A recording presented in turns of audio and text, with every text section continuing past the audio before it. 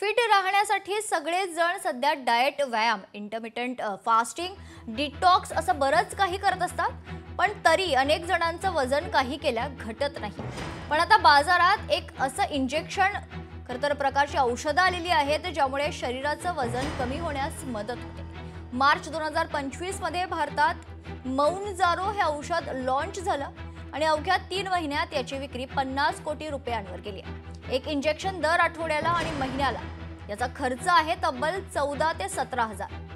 एवढं महाग असूनही लोक त्याकडे आकर्षित होत आहेत. आणि नोवो आणि लिलीची ही वजन कमी करणारी औषधे रक्तातील साखर नियंत्रित करण्यास आणि पचन मंदावण्यास मदत करतात, ज्यामुळे तुम्हाला बराच वेळ पोट भरल्यासारखं वाटतं आणि तुम्ही कमी खाता.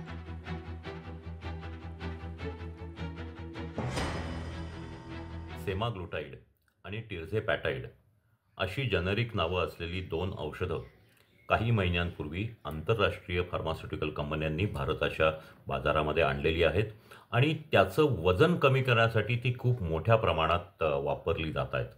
मुळामध्ये आपण जर पाहिलं तर ही जी औषधं आहेत ही मधुमेहाचा जो टाईप 2 डायबिटीस आहे, म्हणजे वजनवाढीमुळं हा झालेला जो डायबिटीस आहे त्यासाठी वापरली जातात.